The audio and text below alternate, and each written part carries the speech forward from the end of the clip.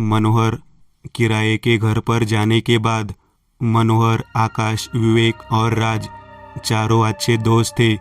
बचपन से ही चारों एक ही स्कूल में पढ़े थे और आगे की पढ़ाई के लिए उन्हें दूसरे शहर में जाना पड़ा।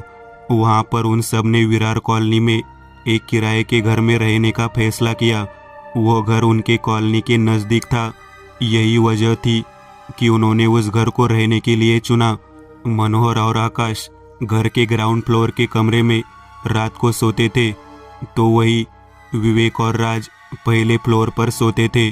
शुरू के 4 दिन गुजर जाने के बाद रात के समय खाना खाने के बाद वो चारों घर के हॉल में बैठे हुए थे। तब मनोहर और आकाश ने विवेक और राज को बताया कि रात के समय सोते वक्त उन्हें ऐसा लगा था कि घर के बाहर कोई चल रहा है। पहले तो उन्होंने इस बात को नज़रअंदाज किया, लेकिन हर रोज़ ऐसा होने लगा, इसलिए डर के मारे उन्हें रात को ठीक से नींद नहीं आ रही थी। उन्होंने जब यह बात विवेक और राज को बताई तब वो दोनों भी डर गए। यह सब सुनने के बाद तुरंत विवेक ने बताया कि एक दिन जब वो घर पर अकेला था और बाकी तीनों किसी न किसी काम से बाहर गए हुए थे, तब उसे लगा कि उसके अलावा भी घर में और कोई है। दोपहर के वक्त जब वो किचन में से कुछ खाने के लिए लेने गया था, तब उसे पीछे से किसके गुजरने का एहसास हुआ। उसने तुरंत पीछे मुड़कर देखा। उसे ऐसा लगा कि एक काली परछाई 1 सेकंड में उस कमरे से बाहर भागी। वो सब कुछ इतना जल्दबाजी में हुआ कि विवेक को कुछ समझ नहीं आया और वो डर के मारे अपनी जगह पर ही जम गया। उसने तुरंत किचन के बाहर जाकर बाकी कमरों में देखा तो कोई नहीं था। यह सारी बातें जब उन सब ने एक दूसरे को बताई तब वो सब डरे हुए थे। इन सब के बाद राज ने तुरंत मकान मालिक को फ़ोन किया और इन सब के बारे में बताया। तब मकान मालिक ने उन्हें उस घर की सच्चाई बताई। दरअसल बात ये थी कि सालों पहले उस जगह एक कब्रिस्तान हुआ करता था, लेकिन मकान मालिक के पिता ने उस जगह को खरीदा और वहाँ पर एक घर बनाया। अब चूंकि उनके पास पैसों की कमी नहीं थी, इसलिए उन्होंने ये घर किराए पर ही रख दिया और वो दूसरे शहर में रहने चले गए। जबकि उस घर में कोई रहने आता 1 महीने से ज़्यादा ठहरता नहीं था। लोगों ने बातें बनानी शुरू कर दी थी कि ये घर हॉन्टेड है, क्योंकि उस घर में रहने वाले लोगों ने उस घर में आत्मा देखने का और कई सारी पैरानॉर्मल एक्टिविटीज़ का अनुभव करने का दावा किया था। यही वजह थी कि उस घर को कोई खरीदता भी नहीं था। मकान मालिक ने उन चारों लड़कों को घर दिखाते समय ये बात छुपाई थी, लेकिन जब उन सब के साथ ये घटनाएं हुई तब उसे सच बताना पड़ा। सब कुछ जानने के बाद उन चारों ने यह फैसला किया कि वो सब अगले दिन ही यह घर छोड़कर चले जाएंगे। रात के समय विवेक और राज ने भी ग्राउंड फ्लोर पर सोने का फैसला किया। वो दोनों मनोहर और आकाश के बगल वाले कमरे में सोए। बेशक वो सभी सोने चले गए, लेकिन उन सबको थोड़ा थोड़ा डर तो लग ही रहा था। रात को सोते वक्त राज की आंख खुली। उसे किसी के चलने की आवाज़ आ रही थी।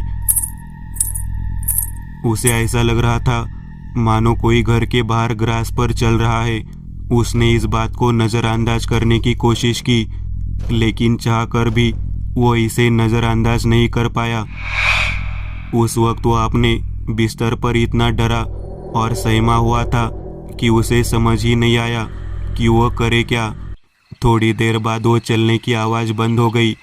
फिर राज ने विवेक को उठाया, जो कि उसके बगल में ही लेटा हुआ था। विवेक ने उसे बताया कि वो भी जाग ही रहा था और उसने भी वो चलने की आवाज़ सुनी। वो दोनों अभी बात कर ही रहे थे कि किसी ने उनके कमरे का दरवाज़ा खटखटाया। दरवाज़ा खटखटाने की आवाज़ सुनते ही वो दोनों चौंक गए। वो दोनों ये सोच ही रहे थे कि दरवाजे पर कौन होगा कि बाहर से चिल्लाने की आवाज़ आई, अरे जल्दी से दरवाज़ा खोलो। ये सुनते ही वो समझ गए कि ये आकाश की आवाज़ है। राज ने तुरंत जाकर दरवाजा खोला। सामने आकाश खड़ा था। वो बहुत परेशान लग रहा था। उसके चेहरे की हवाइयाँ उड़ी हुई थी और माथे पर बहुत सारा पसीना आया हुआ था। राज ने कहा, क्या हुआ तुम्हें? तुम बहुत परेशान लग रहे हो। आकाश, देखो, हमें अभी के अभी यहाँ से निकलना होगा। क्या? मगर क्यों? क्या हुआ तुम्हारे साथ? देखो, अभी बताने का वक्त नहीं है। जल्दी हमें यहाँ से निकलना होगा। मनोहर ने कैब बुक कर दी है। अरे पर, राज आगे कुछ और बोलता ही कि तुरंत आकाश अपने कमरे की ओर दौड़ा। उसे वहां जाता देखकर राज और विवेक भी उसके पीछे गए। उस समय उन्होंने देखा कि मनोहर अपना सामान इकट्ठा कर रहा था, तो आकाश पागलों की तरह अपनी चीजें लेने के लिए कमरे में इधर उधर दौड़ रहा था। उसे उन दोनों ने शांत किया। आकाश, आप बताओगे बात क्या है? ऐसा क्या हुआ? विवेक ने पूछा। जब मैं सो रहा था तब नींद में मेरी थोड़ी सी नींद खुली और जैसे ही मेरी नज़र खिड़की पर पड़ी, मेरे रोंगटे खड़े हो गए। ऐसा क्या देखा तुमने? मैंने देखा कि वहाँ पर एक बूढ़ी औरत खड़ी है। उसकी आंखें पूरी तरह से सफ़ेद थी। उसके चेहरे पर एक डरावनी मुस्कुराहट थी। मुझे तो समझ में ही नहीं आ रहा था कि मैं क्या करूं। कि तभी क्या, उसी वक्त नींद में मेरा हाथ इसकी गर्दन पर लगा। डर के मारे ये चिल्लाया। मेरी नींद खुल गई। उसके बाद इसने मुझे सब कुछ बताया। पहले तो मुझे इसकी बातों पर यकीन नहीं हुआ। मुझे लगा इसने कोई सपना देखा है, पर फिर उसके बाद वापस सामने किसी के चलने की आवाज़ सुनी।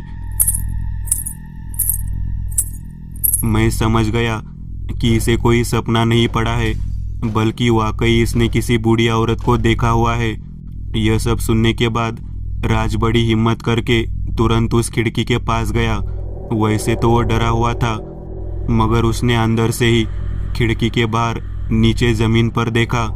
खिड़की अंदर से बंद थी, लेकिन उस पर लगी कांच से बाहर का सब कुछ साफ साफ दिख रहा था। नीचे देखने के बाद राज अपनी जगह पर किसी पुतले की तरह जम गया। क्या हुआ तुम्हें राज? देखो, अगर यहाँ पर कोई खड़ा रहा होगा तो यकीनन उसकी हाइट 8 से 10 फीट होगी। या फिर, विवेक ने डरते हुए पूछा, या फिर क्या? या फिर वो हवा में उड़ रही होगी।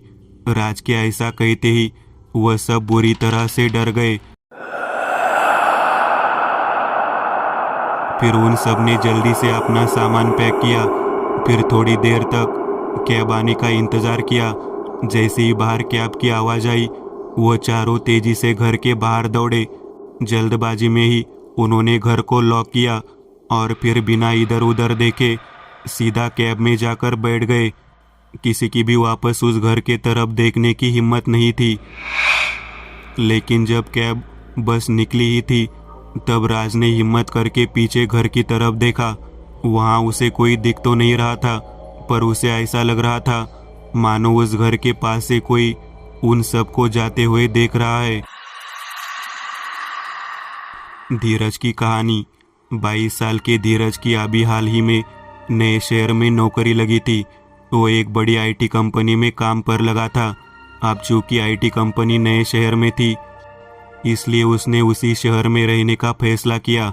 वहाँ पर उसे रहने के लिए एक किराए का घर मिल गया। नए घर में शिफ्ट होने के बाद 1 हफ्ता बीत गया। इस बीच उसने ये महसूस किया कि कोई उस पर नज़र रख रहा है, कभी घर के अंदर ही तो कभी घर के बाहर से। हालांकि उसने इस बारे में किसी से बात नहीं की, क्योंकि उसे लगा कि ऐसा करने से सब उसका मजाक उड़ाएंगे। एक दिन हुआ ये कि धीरज हमेशा की तरह शाम को काम करके अपने घर पर लौटा। देखते देखते रात हो गई। रात के समय वो अभी अपना खाना बनाने जा ही रहा था कि अचानक घर की डोर बेल बजी। ये बात धीरज के लिए अजीब थी, क्योंकि शहर में उसे आए अभी 1 हफ्ता ही हुआ था, इसलिए ज़्यादा लोगों से उसकी जान पहचान नहीं हुई थी। यह सब सोचते हुए उसने दरवाज़ा खोला तो देखा कि सामने उससे 4-5 साल बड़ी एक खूबसूरत लड़की खड़ी हुई थी। जी, आप धीरज चौहान हैं ना, इस घर के नए किराएदार? जी, पर आप कौन? मैं रश्मि, रश्मि पाटिल, आपके पड़ोस में रहती हूँ। जी कहिए, मैं आपकी क्या मदद कर सकता हूँ? वो बात यह है, ऐसा कहते हुए वो अचानक चुप हो गई और घर के आसपास देखने लगी। धीरज के लिए थोड़ा अजीब था। वो सोचने लगा, मैंने आज तक इसे कभी देखा नहीं और ये कह रही है कि ये मेरी पड़ोसन है। और तो और जब मैंने इससे पूछा कि मैं इसकी क्या मदद कर सकता हूँ, तो ये आसपास क्यों देख रही है। वो अभी ये सब सोच ही रहा था कि तभी, क्या मैं अंदर आके बात कर सकती हूँ? जी, कुछ कहा आपने? उसने हिचकिचाते हुए पूछा। जी, मैंने पूछा, क्या मैं अंदर आ सकती हूँ? जी ज़रूर। और फिर वो रश्मि को घर के अंदर ले आया। फिर सोफे पर बैठने के बाद उन दोनों में बातचीत शुरू हो गई। आप कुछ कह रही थी? जी, वो बात यह है कि मेरी सहेली पिछले कुछ महीनों से लापता है। माफ़ कीजिएगा, मुझे इस शहर में आए अभी एक हफ्ता ही हुआ है। मैं आपकी सहेली को नहीं जानता। नहीं नहीं, आप समझे नहीं। वो दरअसल बात यह है कि इस घर के मकान मालिक मेरी सहेली को जानते थे। वो अजित अग्रवाल। जी वही। वो बात यह है कि, और बोलते बोलते वो अचानक रुक गई। उसे समझ में नहीं आ रहा था कि कैसे उसे बताए। उसके चेहरे के हाव भाव से वो समझ गया कि वो थोड़ी परेशान थी। क्या हुआ? समझ में नहीं आ रहा, आपसे कैसे कहूँ? देखिए, हो सकता है आपको मुझ पर विश्वास ना हो, लेकिन किस बारे में? वो बात यह है कि मेरी सहेली इस घर के मकान मालिक से प्यार करती थी। क्या? पर वो तो शादीशुदा है। वही तो, वो शादीशुदा है, फिर भी किसकी बात न मानते हुए वो उनसे प्यार कर बैठी। उसने उसे भरोसा दिलाया था कि वो अपनी वाइफ को डाइवोर्स देकर उससे शादी करेगा। इसी वजह से वो प्यार में अंधी होकर उसकी हर बात मानती चली गई। फिर क्या हुआ? वो चुपके से एक दूसरे से मिलते रहे और एक दिन मेरी सहेली ने उसे कॉल करके बताया कि वो प्रेग्नेंट हो गई है।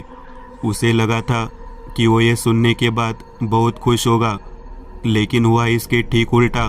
वो उसे अबॉर्शन करने के लिए फोर्स करने लगा, लेकिन वो नहीं मानी और अचानक एक दिन गायब हो गई। ये तो बहुत बुरा हुआ उसके साथ, लेकिन वो अचानक कहाँ चली गई पता नहीं। हमने कई जगहों पर उसे ढूंढा, पुलिस कंप्लेन भी की, लेकिन उसका कुछ पता नहीं चला। लेकिन मैं इस मामले में आपकी क्या मदद कर सकता हूँ? दरअसल मुझे शक है कि इस घर में मुझे कोई ना कोई सबूत मिल सकता है जिससे मैं उसके बारे में पता लगा पाऊँ। लेकिन आप इतने यकीन के साथ कैसे कह सकती है कि यहाँ पर आपको कोई सबूत मिलेगा? वो इसलिए क्योंकि वो अक्सर छुपकर यही मिला करते थे। रश्मि के ऐसा कहने पर धीरज सोच में पड़ गया। पता नहीं ये सच भी बोल रही है या नहीं। अग्रवाल साहब तो मुझे ऐसे नहीं लगते। इसकी बात पर यकीन करूँ या नहीं? क्या हुआ? आप कहाँ खो गए? जी कुछ नहीं, एक मिनट, मैं पानी पी कर आता हूँ। ठीक है, मैं आपके आने तक यही बैठी हुई हूँ। धीरज किचन में चला गया, लेकिन उसके दिमाग में तो कुछ और ही चल रहा था। उसने सोचा कि अजित अग्रवाल को कॉल करके इस बारे में पूछे। जैसे उसने उन्हें कॉल करने के लिए मोबाइल निकाला, उसने देखा कि उसके मोबाइल में ज़रा भी नेटवर्क नहीं था। ये बात हैरान करने वाली थी, क्योंकि उसके एरिया में सिग्नल की कोई दिक्कत नहीं थी। वो अभी ये सब सोच ही रहा था कि उसे हॉल में से, जहाँ रश्मि थी, एक खिड़की के कांच टूटने की आवाज़ आई। ये सुनते ही वो मोबाइल वही छोड़कर हॉल की ओर दौड़ा, लेकिन हॉल में पहुंचते ही उसने देखा कि वहाँ पर कोई नहीं था। यहाँ तक कि खिड़की के कांच भी सही सलामत थे। वो सोचने लगा कि रश्मि कहाँ चली गई। उसने बाकी कमरों में जाकर देखा तो वहाँ पर भी कोई नहीं था। देखते देखते 1 घंटा गुजर गया। धीरज को कुछ भी समझ नहीं आ रहा था कि क्या हो रहा है। तभी उसे घर के बाहर पुलिस गाड़ी के सायरन की आवाज़ सुनाई दी। कुछ ही देर में उसके घर की डोरबेल बजी। उसने दरवाज़ा खोला तो सामने पुलिस थी और उनके साथ साथ घर के मकान मालिक अजित अग्रवाल भी थे। यह देखकर वो थोड़ा परेशान हो गया, पुलिस ऑफिसर: जी आप ही धीरज चौहान है ना, इस घर के किराएदार? जी, पर बात क्या है? अभी पता चल जाएगा। कांस्टेबल: उस जगह की तलाशी लो जहाँ के बारे में हमें टिप मिली है। मिस्टर धीरज, प्लीज़ थोड़ा कोऑपरेट कीजिए। इसके बाद कुछ कांस्टेबल घर के अंदर घुस गए। पर यह सब हो क्या रहा है? अग्रवाल साहब, क्या है ये सब? धीरज: मैं भी इन्हें यही समझा रहा हूँ कि यहाँ इन्हें कुछ नहीं मिलेगा, पर ये मेरी बात सुन ही नहीं रहे। पुलिस ऑफिसर: सब कुछ पता चल जाएगा, बस यही आपने अपनी जगह पर खड़े रहिए। तभी एक पुलिस कांस्टेबल ने आकर उस ऑफिसर के कान में कुछ बताया। वह सुनते ही उस पुलिस ऑफिसर ने धीरज और अजीत को उनके साथ घर के अंदर चलने को कहा। धीरज तो तुरंत तैयार हो गया, पर अजीत डरा हुआ था। वो आने को तैयार नहीं था, पर जबरदस्ती उसे लेकर वो घर के अंदर चले गए। घर के स्टोर रूम के अलमारी के पीछे नीचे जाने का एक खुफिया रास्ता था। वहाँ नीचे की ओर सीढ़ियाँ जा रही थी। ये देख धीरज चौंक गया, क्योंकि उसे उस बारे में कुछ पता नहीं था। यही बात उसने पुलिस को भी बताई। पुलिस के कुछ कांस्टेबल्स नीचे गए और वही पुलिस ऑफिसर धीरज और अजीत के साथ वही खड़ा रहा। वो वहाँ खड़े ही थे कि अचानक उन्हें नीचे से एक कांस्टेबल के चीखने की आवाज़ आई। वह आवाज़ सुनते ही धीरज और पुलिस ऑफिसर नीचे जाती उन सीढ़ियों की ओर देखने लगे कि तभी अजीत ने वहाँ से भागने की कोशिश की, लेकिन वो वहाँ से भाग नहीं पाया। उस पुलिस ऑफिसर ने वहीं पर उसे धर दबोचा और 2 थप्पड़ जड़ दिए। ये नज़ारा देखने के बाद धीरज अपनी जगह पर ही जम गया। उसे समझ में नहीं आ रहा था कि क्या हो रहा है। दरअसल नीचे से पुलिस को एक कंकाल बरामद हुआ, जो कि कुछ महीने पहले लापता हुई लड़की का था। पुलिस ने धीरज को बताया कि उस लड़की का अजीत के साथ अफेयर था, और जब वो प्रेग्नेंट हुई तब अजीत ने उसे मार डाला, क्योंकि वो उसे उसकी वाइफ से डाइवोर्स लेने के लिए और फिर उसके साथ शादी करने के लिए फोर्स कर रही थी। साथ ही पुलिस ने जब उस लड़की का नाम धीरज को बताया तब उसके होश उड़ गए। उस लड़की का नाम रश्मि था। पुलिस ने उसकी तस्वीर भी धीरज को दिखाई, तो वो वही लड़की थी जो उस दिन उससे मिली थी। यह देखने के बाद उसके पैरों के नीचे से जमीन खिसक गई। पुलिस ने यह भी बताया कि धीरज के मोबाइल से किसी लड़की ने उन्हें कॉल करके उस जगह के बारे में बताया जहां पर उन्हें वो कंकाल मिला। तब धीरज को याद आया कि कांच टूटने की आवाज़ से जब वो हॉल में आया था तब रश्मि गायब थी। उस वक्त वो अपना मोबाइल किचन में ही भूल गया था। यकीनन उसी वक्त किसी ने उसके मोबाइल से पुलिस को कॉल किया होगा, मगर कौन? पुलिस ने धीरज को जाने दिया क्योंकि इस हत्या में उसका हाथ नहीं था, मगर पुलिस ये बात समझ नहीं पाई कि किसने उन्हें फ़ोन करके उस जगह के बारे में बताया। धीरज ने पुलिस को उसके साथ हुए हादसे के बारे में नहीं बताया, क्योंकि उसे पता था कि पुलिस उसके बात का विश्वास नहीं करेगी। वह समझ गया कि मरने के बाद इंसाफ पाने के लिए रश्मि ने उसका इस्तेमाल किया था।